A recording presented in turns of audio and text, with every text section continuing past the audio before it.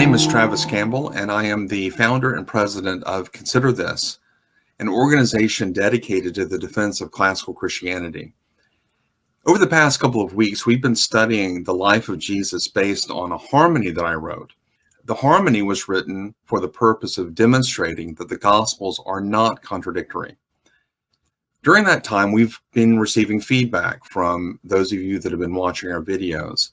And in light of both your praise and constructive criticisms, we're going to be making a few changes about the format of our presentation. In fact, we may go back, retrace our steps, and set forth a little bit stronger foundation for our study. But this week, which is Holy Week, I would like us to just stop and pause for a moment and reflect upon the fact that Christ is indeed risen. And to that end, I would like to show you a series of videos that I did with Reasons to Believe, hence the hat here. 9 years ago, I did these videos with Fazeli Rana, who is currently the president of this organization. In my estimation, Reasons to Believe is one of the most important apologetical organizations in the country. It is the only organization that I know of that fully embraces the total inerrancy of Scripture and conventional science and works tirelessly to integrate those two disciplines, biblical studies and theology and science. It was founded by Hugh Ross, one of my intellectual heroes, who, when he was a late teenager, converted from atheism to theism when he discovered that there really was strong evidence that the universe had an absolute beginning. After that time, he spent about 2 years, about 18 months, in a tireless study of the world's religions, exploring their holy books, and came to the conclusion that not only can the difficulties of the Bible be answered, but he also came to conclude that the Bible really is the inerrant Word of God. He actually became an inerrantist before he became a Christian. He then dedicated his life to Christ, and in the late 80s, he founded Reasons to Believe. Since that time, Reason to Believe has come to consist of a team of scholars, mostly scientists, who seek to integrate science and theology. And since I am talking about Reasons to Believe, I would like to also promote a book written by my friend, Ken Samples, the resident theologian at Reasons to Believe.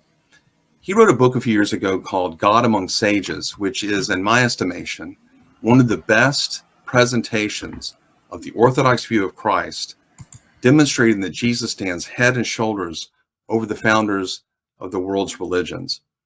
Check that out. I'm going to give links not only to the page on Amazon that promotes Ken's book, but also a link to reasons.org, which is the website for Reasons to Believe. I'd like to encourage you to go to their website and explore their essays and the other presentations they do, demonstrating that the Bible and science really do cohere. Now, the videos that I did 9 years ago, way back in 2014 with Faz Rana, are videos which explore 10 facts about the historical Jesus that all or nearly all historians agree to. When I say all or nearly all, I'm talking about atheists, very progressive Christians, Buddhists, Jews, and of course, even conservative Christians. They all believe that these 10 facts about Jesus are true. They are, in fact, facts.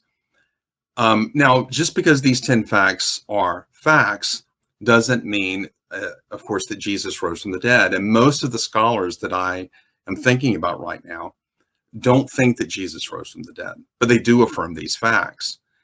And those of us who believe that you can make a strong case for the resurrection of Jesus believe that these facts provide us with adequate inductive grounds from which you can infer the resurrection.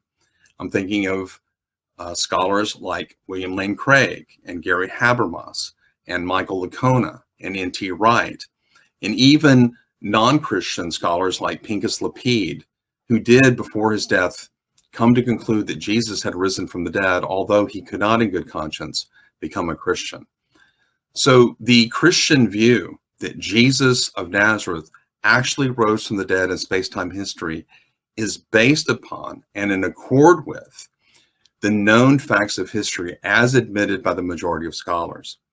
And so our video explores those facts. Please, if you're interested in our content, hit the subscribe button below, like us, and make some comments. I'm interested in what you have to say about our material. As I said, next week we will be doing a new presentation and maybe retracing some old steps to make sure that we are setting our study of Christ on a solid foundation. And so without any further ado, here's our study of the 10 facts of Jesus and how a Christian can make a case for Jesus' resurrection. Happy Holy Week and happy Easter. Of course, the life, death, and resurrection of Jesus Christ is central to the Christian faith. And the question is, can we demonstrate historically that Jesus actually lived, that he was indeed crucified, that he was buried, and that he rose from the dead? Travis, we want to explore the case for the historical Jesus. And I think it's actually interesting that there are New Testament scholars who are non-believers. And could you tell me what are some of the facts that these critical New Testament scholars accept to be true about the historical Jesus? I'm really glad that you raised the question that way. It's very important that unbelievers understand that New Testament criticism is rife with unbelieving scholars. Most of the scholars that I'm thinking of who accept the facts surrounding Jesus and what he did don't think that Jesus rose from the dead.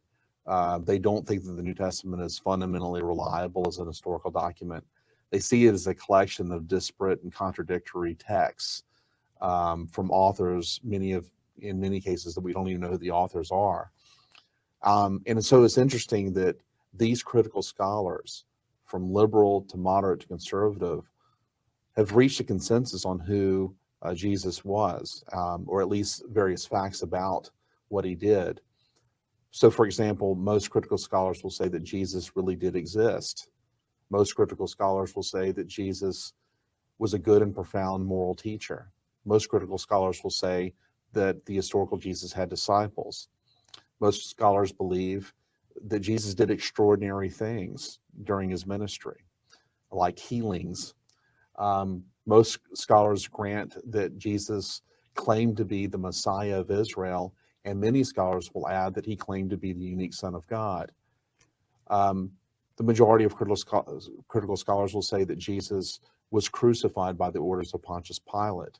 The majority of scholars believe that Jesus' corpse was buried in a tomb. It was given a proper burial by Joseph of Arimathea.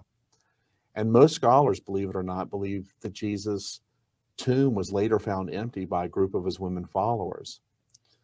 Almost all scholars, atheistic, theistic, what have you, will say that the disciples had experiences with Jesus as a living reality sometime after his death. And then all scholars will say that the disciples sincerely came to believe that Jesus had risen from the dead and that faith experience was life-changing for them. Wow, that's pretty impressive. I'm surprised that again, critical New Testament scholars actually go to that extent. So what kind of criteria do these scholars use to establish these 10 facts? Well, there are four main ones, and there are disputes between scholars over the strengths of these criteria. But the number one criteria would be the criterion of multiple independent attestation. If you have a statement of Jesus or an event in the Gospels or an event that's described in the New Testament that is attested in more than one source, written or oral, then that raises the probability that that event happened. So, for example, the idea that Jesus was crucified, as I've said before, is multiply attested because we find it in Paul. John is clearly writing off a different tradition than Mark, so we have it multiply attested in Mark, John, and Paul. We also find the crucifixion in Josephus. So the crucifixion is very well attested from multiple sources. The criterion of embarrassment is another criterion that is appealed to among scholars. It's very unlikely that the later church is going to create a story that would be the cause of its own embarrassment. Probably the best example of this would be Jesus' baptism by John the Baptist. John the Baptist was going about baptizing people for the remission of sins, and yet Jesus comes to John and is baptized by him. Well, later Christian theology came to the conclusion that Jesus was a sinless person. So it's very unlikely that the church would just invent the story of John the Baptist baptizing Jesus, because that kind of story tends to raise the question, well, was Jesus really sinless? And that's why most scholars will say that story about Jesus being baptized by John is authentic. It really happened. There's the criterion of coherence.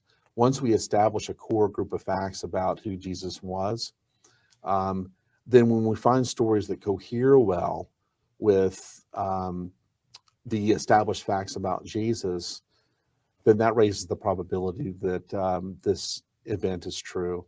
And then finally, there's the criterion of dissimilarity. If we find a statement of Jesus, for example, that cannot be paralleled or found in early Judaism or later Christian theology, then Jesus probably said something like that.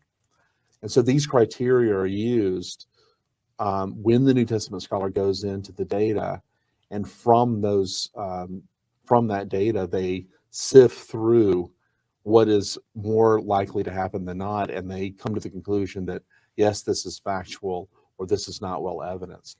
Now, one of the most important things to note about these criteria, if a statement of Jesus doesn't pass one of these criteria, that doesn't necessarily mean that Jesus did not say it. It simply means that it's not well evidenced. And so that's an important point to keep as we go throughout the study. Without question, the life, death, and resurrection of Jesus is central to the Christian faith. And as Christians, we want to be able to demonstrate the historicity of Jesus' existence. We want to be able to show that indeed he lived, and that he was crucified, that he was buried, and that he rose from the dead. And so, Travis, I appreciate you helping me learn how to make a good argument for Jesus' existence from a historical perspective. And it's interesting to note that both Christian and non-Christian New Testament scholars actually agree upon 10 facts about Jesus' life. And some of those facts are actually rather surprising to me, in terms of that even non-Christians would agree that this is true about Jesus. So why don't you take us through three of those, the first three? The first three facts will be that Jesus did exist, that he was a good and profound moral teacher, and that he did have disciples. It's very difficult to find somebody today who thinks that Jesus didn't really exist. Christ mythicism is a school of thought that says that Jesus was not real. There are internet skeptics that uphold this school of thought, but you'll rarely find ancient historians or New Testament scholars that think that Jesus wasn't real. And one of the main reasons is because, as I've said before, Jesus' existence is multiply attested in the sources. We not only find him mentioned in Josephus and Tacitus, who were non-Christian historians who lived in the ancient world, but we find his existence multiply attested within the New Testament. And I think one of the more powerful arguments for his existence is the fact that Paul mentions the brother of Jesus, as well as Peter, Jesus' chief disciple, in Galatians, in 1 Corinthians, and his other correspondence. And it's very difficult to have a brother or chief disciple if you don't exist. And so the very fact that Paul is interacting with these individuals, he's rubbing shoulders with them, is a strong indication that he was real, he really did live, and he really did die. Geza Vermesh would be a scholar who says that it's very difficult to interpret all of this data unless I assume that Jesus existed. And Michael Martin, who is an atheist scholar who wrote a book years ago called The Case Against Christianity, he spends his first chapter trying to show that Jesus didn't exist. And it's very interesting. When he gets to the end of the chapter, he says, since this is such a minority position, I will proceed for the rest of the book on the assumption that Jesus did exist. So he's kind of implicitly indicating there that anyone who's going to try to argue against Christianity on the basis that Jesus was not a real historical individual is really standing on a weak limb, if you will. Their foundation is weak, and they should try to argue against Christianity using a different set of assumptions. And so I think that the deist philosopher Voltaire's words still ring true. He said, "Those who deny the historicity of Jesus are more ingenious than learned."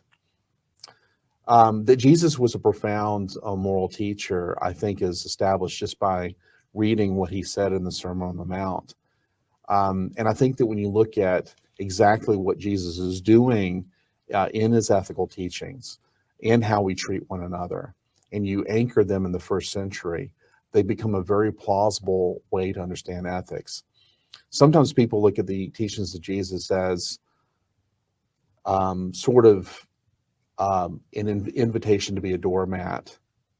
So when we read things like turn the other cheek or give someone your cloak as well, if someone asks you for your shirt or what have you, people think that this is just sort of an ethic that invites weakness.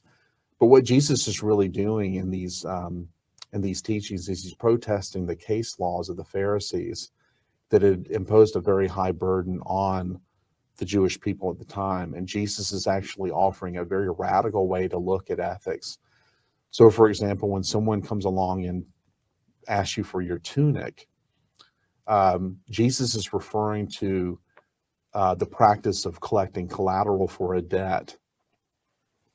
In the ancient world, if you owed someone money, you would have to give them your outer coat as a kind of collateral. But the Torah was very explicit that if you did such a thing, you had to give the person their coat back at night, because the Lord said in the Torah, these people need warmth to sleep. And so the Lord in the Torah is very explicit about how you should not abuse the poor. And so Jesus is actually attacking a certain practice of the day where people were not just accepting people's outer coats as collateral for a debt, but actually debt collection itself. And so Jesus is saying, if they take your outer coat, give them your shirt as well, which would basically mean you would have to walk around naked. So he's actually giving us a very humorous image as to the end result of what happens when you abuse the poor. And so I think when you study what Jesus is saying, this man is a very shrewd and profound moral teacher. And he actually has the interests of the people at heart. And I think Einstein's words are best. He said, if you take the words of Jesus and you strip away from the teachings of Jesus the dogmas of many priests and many religious teachers, and you just stick with those simple teachings, you pretty much have the recipe that could cure all the ills of humanity. That Jesus had disciples is so well known that I don't think it's something that you need to defend. E.P. Sanders, when he wrote his book on the historical Jesus, just lists that as one of the many things that scholars take for granted. If you believe that Jesus existed and you believe that he was a profound moral teacher, then surely he had students, or else we wouldn't really know anything about the historical Jesus if he didn't have students. Of course, the life, death, and resurrection of Jesus is central to the Christian faith. And as Christians, we want to make a historical case that Jesus lived, that he was crucified, that he was buried, and he rose again. And Travis, I appreciate that you're here helping me to know how to make an argument, a good argument for the historical Jesus. And it's interesting to me that both non-Christian and Christian scholars alike agree upon 10 facts about Jesus's life. And in a previous episode, we spent some time talking in detail about 3 of those. And so in this episode, we'd like to talk about 3 more. So could you go ahead and give us some more details about, again, the agreed upon historical facts about Jesus? Sure. The next 3 facts I think we should talk about are Jesus' radical personal claims, his extraordinary deeds, and then his crucifixion.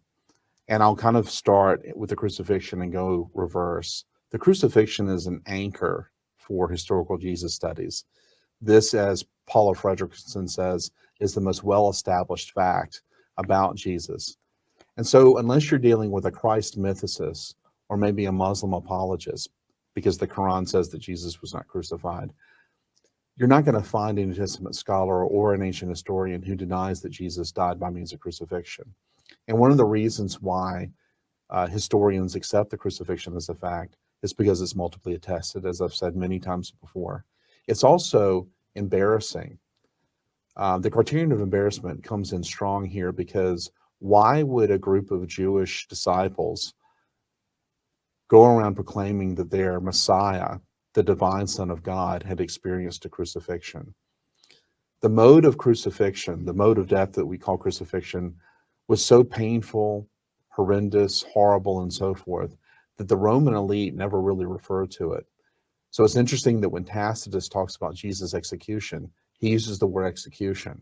He doesn't talk about explicitly crucifixion. It's in Josephus and in the Gospels and in Paul's writings that we learn that Jesus really was crucified. It's very hard to get a religion started in the first place. It's doubly hard to get a religion started if your hero died this embarrassingly horrible and cruel death, where you were impaled on a cross, totally stripped, totally naked, for all to see as you hung there in agonizing pain, and then were thrown into a tomb. I mean, isn't that a reason why Muslims are very uncomfortable with the idea of the crucifixion? How could a prophet of God be subjected to that type of death? That Allah would never allow one of his prophets to die that way. Exactly. In fact, there was an early, in the late first century, early second century, there was a group of people who were in the visible church called Gnostics, and they actually denied the crucifixion for that very reason. And so the question that historians can raise is, what's more likely, that the second century denials of the crucifixion are authentic, and that somehow the church made up the story of the crucifixion later, or that the crucifixion is the original story, and then after decades and decades of being abused and made fun of over this doctrine, someone came along and made up a different story, where either Jesus was not crucified because Judas was crucified in his place, or Jesus and Christ aren't the same person, as some Gnostics believed, so that when Jesus was being crucified, the Christ spirit left his body and sat on a fence and literally laughed at those who were crucifying Jesus, saying, "You're not really doing this." It's far easier to say that the original story, the original fact, is crucifixion, and that these later explanations came along. And the Quran does build off of these Gnostic gospels. The Gnostics who produce gospels saying that the crucifixion didn't happen make their way into the Quran. And this is why most Muslims hold to a kind of substitutionary theory that someone was crucified in Jesus' place. Now, once you say that Jesus was crucified, you have to ask yourself the question, what was this man doing to deserve crucifixion? And if you look at Luke's gospel in particular, it becomes really evident as to exactly what was going on here, and this is why he was crucified. Why would the Sanhedrin give Jesus over to be crucified, or give them over to Pontius Pilate to render judgment as to whether he deserved to die? Because at his trial itself, Jesus was asked, "Are you the Christ, the Son of the living God?" And Jesus said, "I am, and you will see the Son of Man sitting in the clouds of glory and coming with the power of God." And this, as Darrell Bacchus said, is a theological train wreck. What Jesus said is blasphemous to Jewish ears, and this is why they give him over. However, when they give him over to Pilate, what do they accuse Jesus of claiming when they give him over to Pilate? Do they say, "This man claims to be the Son of God"? No, because in Roman society, claiming to be divine is no big deal. So what they did is they beefed up his claim to be the Messiah, which is a royal claim as well as a prophetic one. And so when they said, "This man claims to be the Messiah," they are saying, "Hey, this man claims to be King of the Jews, and we have no king but Caesar." And that's why Pilate felt the pressure to eventually scourge Jesus and have him crucified. So I think that the radical personal claims we find Jesus making in the Gospels is the best explanation for why he was crucified in the first place. And it's interesting that even the Radical Jesus Seminar, which was a group of radical scholars that met in the 80s and 90s, and they voted on what they think Jesus did and said, and they started with the assumption that the New Testament is unreliable, and therefore every statement we see of Jesus is guilty until proven innocent. The Radical Jesus Seminar itself accepts certain claims that Jesus made as authentic. So, for example, in Luke 11:20, when Jesus says, "If I cast out demons by the finger of God, you know that the kingdom of God has come upon you." That is an inherently messianic claim, where Jesus is saying that in himself, the kingdom of God is being revealed to you. And it's also interesting that a growing number of scholars, I can't claim that the majority of scholars say this, but a growing number of scholars are granting that Jesus said something like what we find in Matthew 11:27. In Matthew 11:27, Jesus says, "No one knows the Father but the Son, and no one knows the Son but the Father, and all to whom the Son chooses to reveal him." Jesus is actually saying that he comprehends the mind of God, and that he is the Son who alone knows the Father. This is a radical claim. Some people have called this the Johannine thunderbolt, because only in John's gospel do we usually find Jesus making such explicit claims to deity. But here in Matthew chapter 11, we see Jesus making a very similar claim. I am equal to God the Father, he's saying. And the reason why a lot of scholars believe that this is an authentic saying of the historical Jesus is because it passes the criterion of dissimilarity. Later Christian theology tells us that we can know the Son. So it's very difficult to imagine the church putting on the lips of Jesus the notion that we cannot know the Son. And so that's why many scholars, and a growing number of scholars, think that Jesus actually said that sort of thing. So we have Jesus making claims to deity. We have Jesus making claims to be the Messiah. We have these claims passing these criteria that we've been talking about. And we have these claims, the best explanation for why he was crucified. And the very fact that Jesus is going around saying, if I cast out demons by the finger of God, you know that the kingdom of God has come upon you, that gives us an indication to think that Jesus really was doing something extraordinary. And so the extraordinary deeds of Jesus are granted by the majority of scholars. As the Jesus Seminar says, Jesus healed at least one blind man.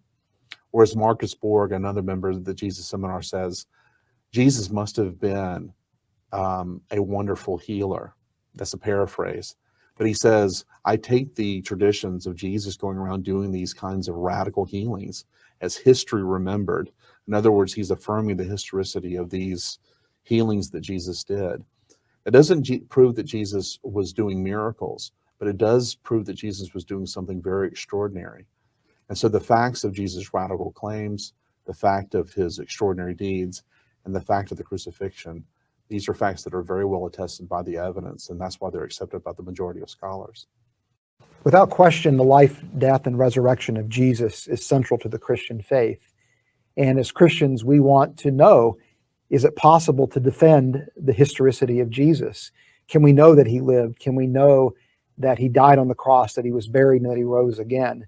And I appreciate you being here, Travis, helping me know how to do the best job I can to make a case for the historical Jesus.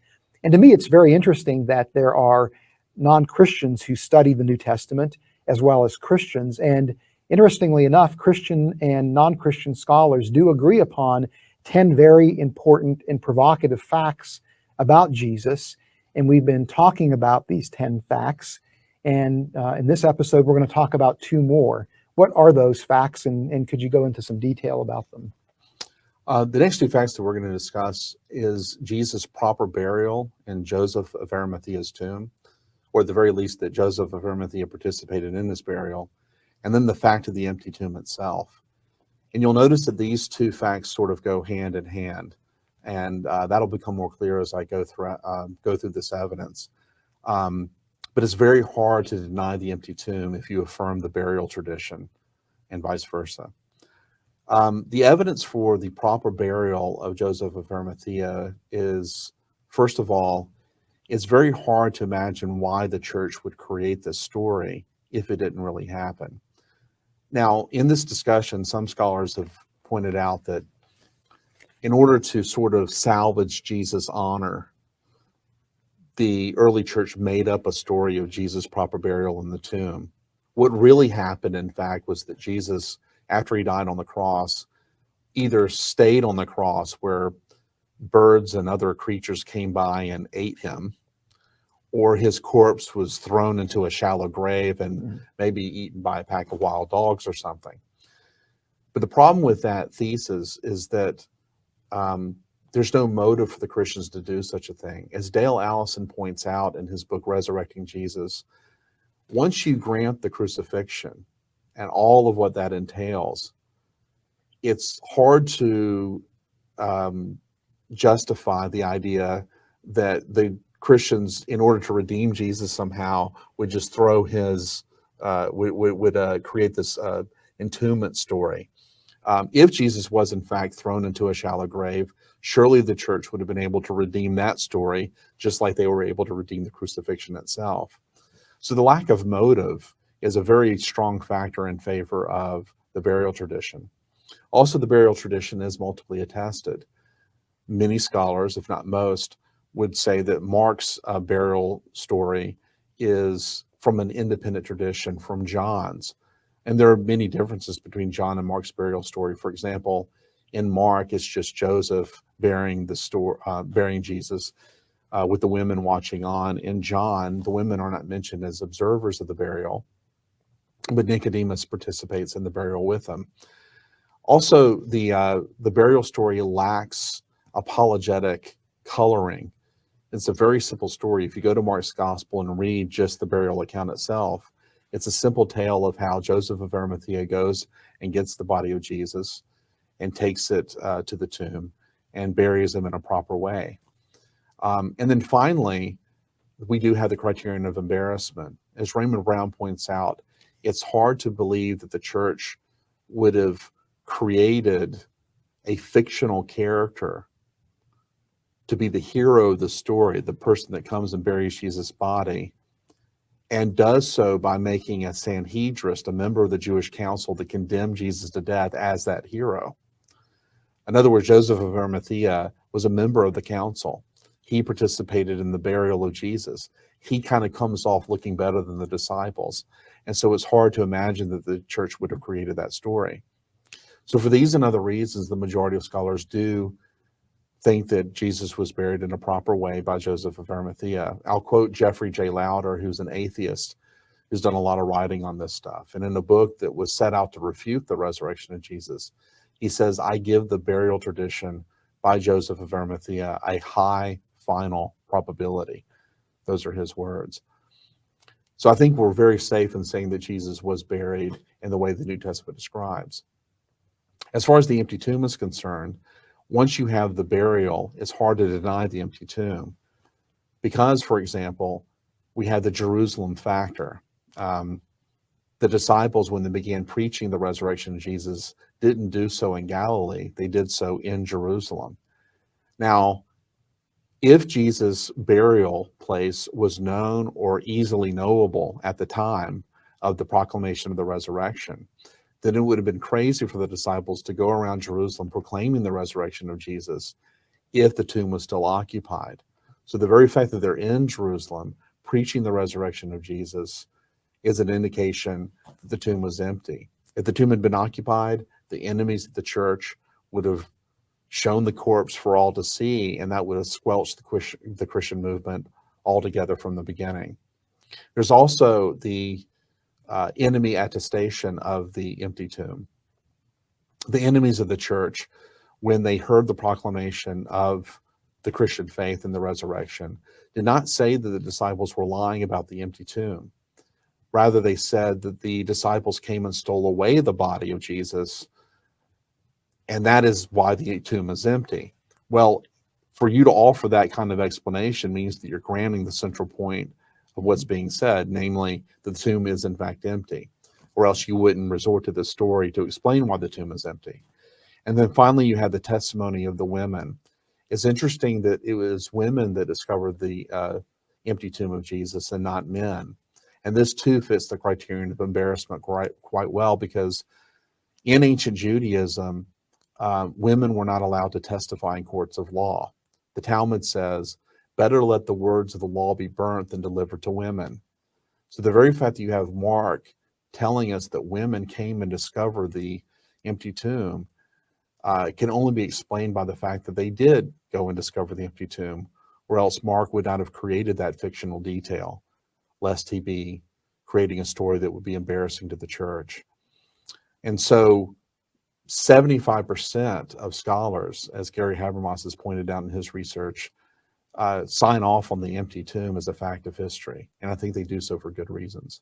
You know, it's kind of interesting to me how much of the gospel stories that we have in the New Testament really fit within this criterion of embarrassment. Yes. There's a lot that if you're making this up, you sure wouldn't want to include in the New Testament.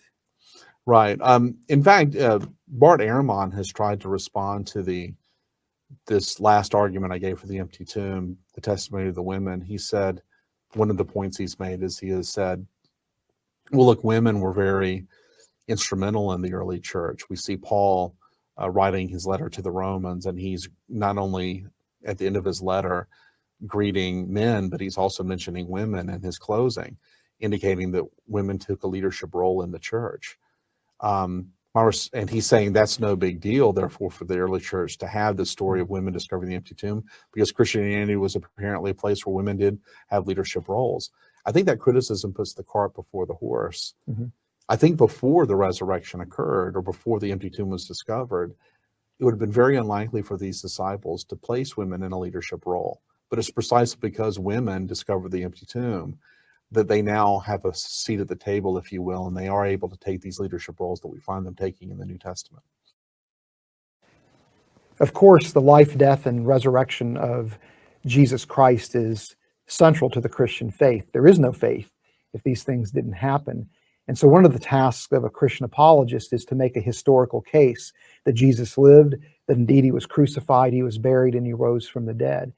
And it's interesting to note that both Christian and non-Christian scholars of the New Testament agree upon 10 facts about Jesus. And we've been going through these 10 facts. And so we have 2 more to talk about in this episode. So Travis, what are those 2 facts? And could you give us some details as to why critical New Testament scholars accept these facts? Well, the next 2 facts are very easy to establish. They are the post-mortem appearances. That is the idea that the disciples experienced Jesus as a living reality sometime after his death. And then we have the sincere faith of the disciples that Jesus had experienced the resurrection, and that sincere faith was life-changing for them. Concerning the post-mortem appearances, we have multiple independent lines of evidence suggesting that Jesus really did appear to his disciples. The most famous line of evidence would be that we have a creedal formula written by Paul in 1 Corinthians 15, verses 3 through 5. And in those verses, Paul says, Christ died for our sins according to the scriptures, and that he was buried, and that he rose again from the dead on the 3rd day according to the scriptures, and that he appeared to Cephas and then to the 12. And that 4-line formula, as I just said, is an early creed of the church. The parallelism, the Aramaic use of the word Cephas instead of Peter, all suggest that it was the product of the early church. And Paul says in 1 Corinthians 15 that he delivered to the Corinthians what he in turn had received. Now, when did he receive this creed that he's already delivered to the Corinthians? Well, most scholars go to Galatians 1 to establish when Paul received this information. And as I said before in an earlier episode, Paul converts to the Christian faith. And then 3 years after his conversion, he goes to Jerusalem and he converses with Peter and James about a number of things. And as C.H. Dodd pointed out, it's hard to believe that they just sat around and talked about the weather. Rather, this is probably when Peter gave this creedal formula to Paul, because Paul is explicitly trying to make sure that what God had revealed in him is in continuity with what the apostles had been teaching all along. Now, most scholars believe that Paul was converted within 2 years of Jesus' death and resurrection. And therefore, if Paul's going to Jerusalem 3 years after his conversion, that means that we have a creedal formula inside of 5 years of the founding of Christianity, which speaks explicitly of Jesus' death for human sinners, his burial, his resurrection, and his appearances to Peter and the 12. And therefore, these appearance traditions are very early in church history. They're literally sitting right on top of the founding of the church. Paul will go on to say that Jesus appeared to 500 brethren at one time, and James, and then last of all, he appeared to me also, Paul says. And so we have an eyewitness telling us not only of the reception of an early creedal formula that was crafted by the early church, but we have a person saying, look, this man appeared to me also. It's also interesting that the resurrection appearances passes the criterion of embarrassment again, because you'll notice in the Gospels that women are the first people to experience resurrection appearances. I mean, it's embarrassing enough that men weren't able to discover the empty tomb. They are not even privileged with the initial appearances of the risen Jesus. And the resurrection appearances are multiply attested. The numinous quality of these resurrection appearances, and that's a fancy word for the fact that the resurrection body of Jesus seemed to be able to do things that most bodies aren't able to do. For example, in Luke's gospel, Jesus appears in a room despite the fact that the door had been locked. And yet, this risen Jesus is able to eat food with his disciples and make statements like, you know, a spirit does not have flesh and bone in the way that I have. So the multiple attestation, the criterion of embarrassment, the early nature of the creedal formula that speaks of the appearances, all indicate that the disciples really did have these experiences with the risen Christ. And this is why the atheist New Testament scholar Garrett Ludemann says it can be taken as historically certain that the disciples had these experiences. And so when a critical New Testament scholar says the disciples had these experiences, that doesn't necessarily mean that they think that Jesus rose from the dead. Absolutely. Well, what we're establishing is the fact of the appearances, but we have not really offered an explanation for these appearances. The most common explanation that critics give is the idea that the disciples hallucinated the risen Jesus, that he didn't really rise from the dead, but this was a figment of their imagination. Now, that's something to be discussed later, but it is absolutely important to note that I have common ground with atheists like Garrett Ludemann in saying, yeah, they did have these experiences, and that is a fact of history.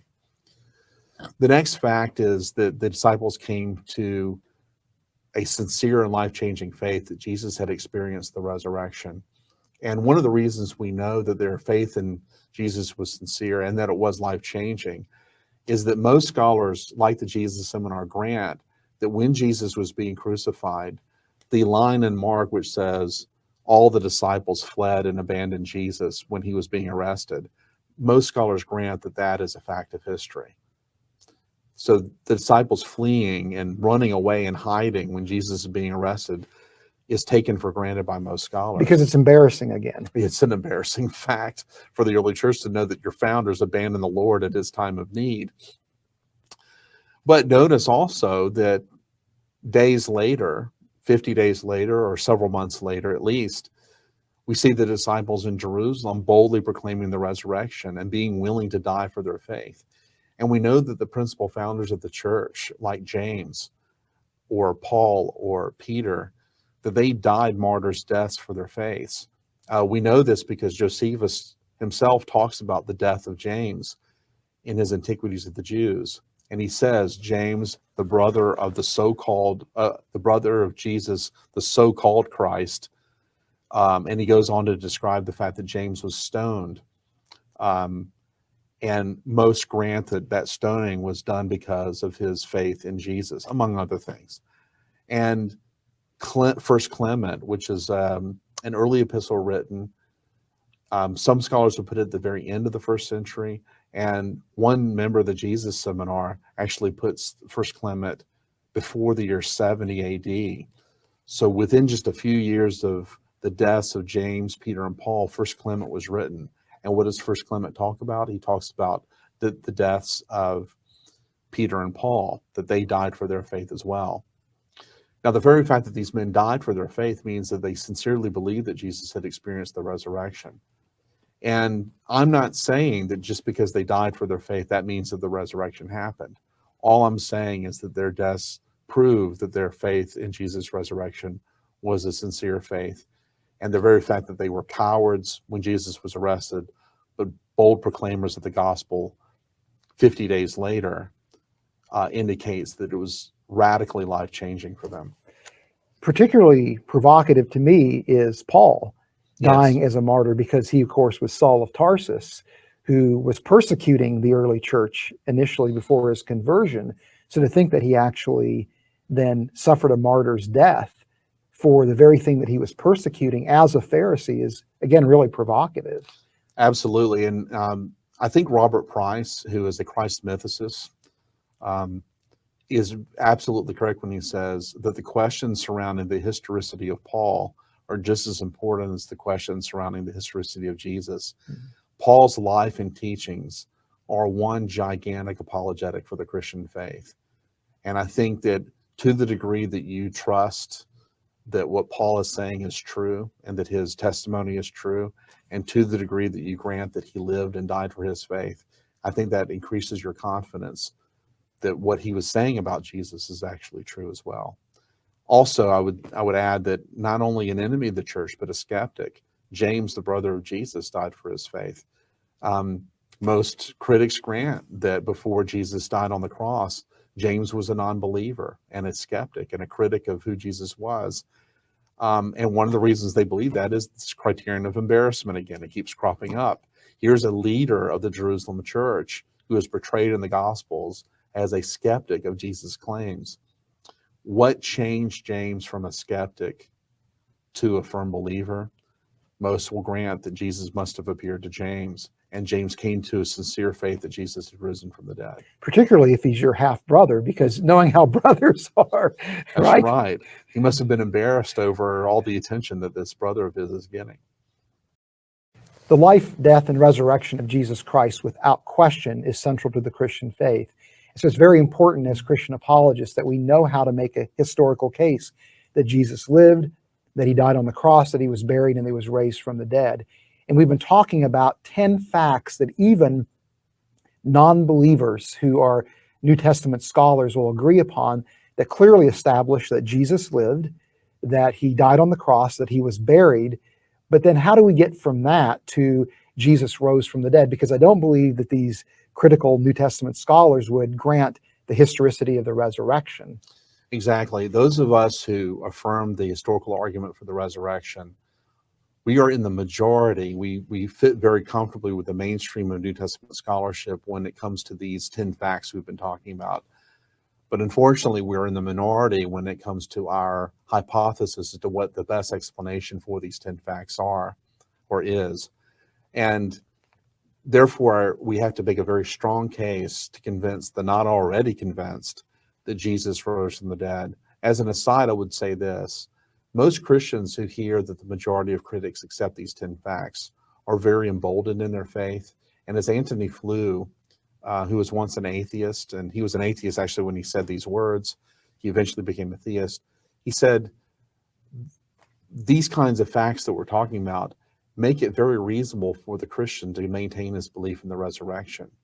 So for the people watching our discussion and have been watching this series, I think that those who are already convinced that Jesus rose from the dead should have their faith emboldened by what we've been talking about over these past couple of episodes. But how do we move the not already convinced from these 10 facts are true to Jesus rose from the dead? And typically what the great defenders of the resurrection of our day are doing, people like Gary Habermas and Michael Licona, people like William Lane Craig and N.T. Wright, what they're doing is they're taking a two-pronged approach to get you to affirm the resurrection. And the approach is very simple. The first point is that there are no plausible naturalistic hypotheses that have ever been given to adequately explain the facts of the empty tomb, the post-mortem appearances, and the life-changing faith of the disciples. And this is actually something, interestingly enough, that is also granted by the majority of scholars. Most scholars don't think that the idea that the disciples stole the body is a plausible explanation of the empty tomb. Why? Because it would contradict the fact of their sincere faith. Most scholars don't think that the swoon theory, the idea that Jesus didn't really die on the cross, but was buried alive and then somehow made his way out of the tomb, is a plausible explanation of the empty tomb.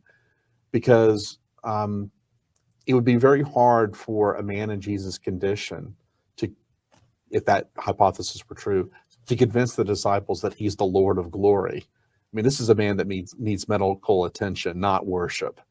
So those kinds of theories to explain the empty tomb are out. Most scholars are comfortable saying these naturalistic hypotheses are not really good.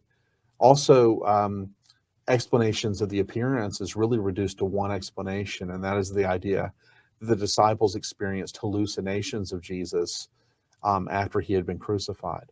There are many problems with the hallucination hypothesis. One is that we have no case examples of anybody or any group of people experiencing the same hallucination.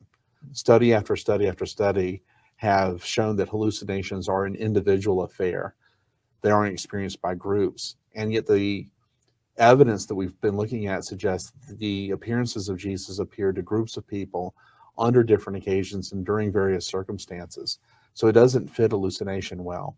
But even if you were able to get around that point, the hallucination hypothesis would not explain how Paul would experience an appearance of Jesus. If Peter, for example, experienced an hallucination and was able to somehow convince the disciples that the hallucination is veridical or authentic, it's hard to explain why that experience among the disciples would have spilled over into the psyche of Paul. And so Paul remains a very important fact standing in the way of any plausible hallucination hypothesis. And then the fact of the sincere faith of the disciples. Interestingly enough, the fact of the sincere faith of the disciples is itself something that can't be explained naturalistically. Some scholars have said, well, the disciples borrowed from pagan religions and stories of gods and goddesses rising from the dead, and they borrowed from them, and that's how they came up with their doctrine of resurrection. But if you study those pagan so-called parallels closely, you'll notice that, first of all, they're not parallels at all, and most of them are stories that came after the founding of Christianity. A favorite example that some Christ mythicists use to sort of draw a parallel between pagan literature and early Christianity would be the life and death of Apollonius of Tyana. But Apollonius of Tyana, if he did live at all, lived some 40 or 50 years after Jesus died. And our earliest source describing his death comes about 150 years later. So Apollonius of Tyana does not give us a really good parallel between Jesus and these pagan heroes. Most scholars believe that Jesus is to be interpreted in a Jewish context, and as such, the resurrection has to be understood as a Jewish phenomenon. Now, some scholars have said, well, that means the disciples tapped into their Jewish tradition and sort of made up the story of the resurrection. But what's interesting about that is that in Judaism, especially the Judaism of the first century, Jews had no concept of a dying and rising Messiah. And the Jewish conception of resurrection was a conception where the resurrection would happen at the end of human history, and it would happen to a whole bunch of people. So if you take a passage like Daniel chapter 12, where you have at the end of the world, people were being raised from the dead to life and to death, and eternal life and eternal death. You don't have that happening with Jesus. Jesus' resurrection is dissimilar from Judaism in two fundamental respects. It was the resurrection of one man in the middle of human history. Mm-hmm. This, by the way, explains Thomas's doubt in John chapter 20. Some people interpret Thomas as an ancient David Hume who didn't believe in miracles or something. Thomas is not that at all. Thomas is a Jew who's been following Jesus around, seeing all these extraordinary things he's doing. He's not a man who disbelieves in miracles. So what is Thomas saying when he says, unless I stick my finger in the side, the scars on his hand, unless I see this, I'm not going to believe that Jesus had risen? This resurrection of Jesus has contradicted his categories. Thomas is thinking, when Jesus is raised, it will be at the end of human history, and I will be raised with him. And since I have not experienced the resurrection, clearly Jesus hasn't experienced the resurrection. Mm-hmm.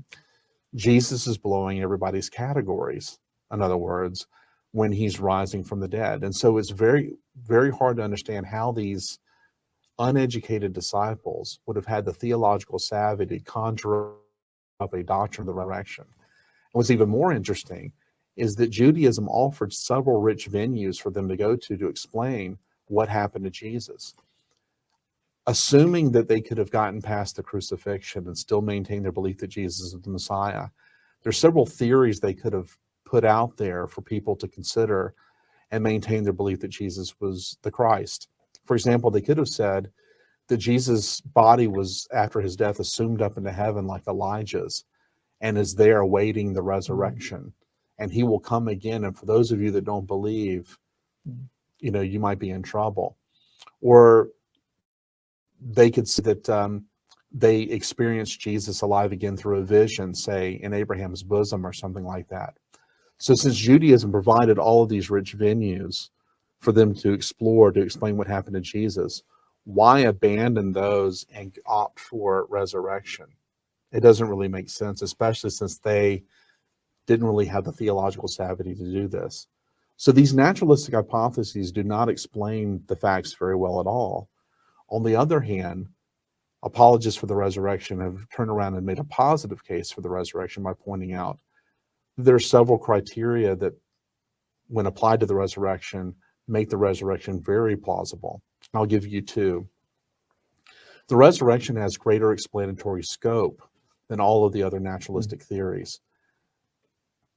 The hallucination hypothesis does not explain the appearances, for example, as I just said. But even if it did, it wouldn't explain the empty tomb. For that, you would have to come up with another theory. And even if the disciples had hallucinated Jesus, that wouldn't guarantee that they would have hallucinated him and come to the conclusion that he had risen from the dead. As I said before, their own faith tradition provided avenues for them to explore, to explain what happened to Jesus. So the hallucination does not explain their sincere faith in Jesus' resurrection, nor does an hallucination explain the empty tomb. So the naturalist, if he is going to opt for a naturalistic theory, is bound to a combinational hypothesis that's very implausible. The resurrection, on the other hand, is one simple idea that, in the words of Michael O'Connor, explains all the facts without strain, and that is explanatory scope. The resurrection hypothesis also has greater explanatory power than the other hypotheses. For example, you'll notice that these naturalistic hypotheses will say things like the disciples stole the body. Well, that contradicts an established fact that they had a sincere faith in Jesus' resurrection. On the other hand, the resurrection hypothesis actually explains these facts and actually increases your confidence in them. The very fact that they had a sincere faith is bolstered by the fact of the resurrection. So these facts actually become more plausible once you bring the resurrection into the mix, and that is explanatory power. And so for these and other reasons, while I am in the minority, and people like William Lane Craig and Michael O'Connor and Gary Habermas, they too are in the minority of scholars when we affirm the resurrection. I think that even though I am in the minority here, I think there are really good reasons to think that Jesus really did rise from the dead.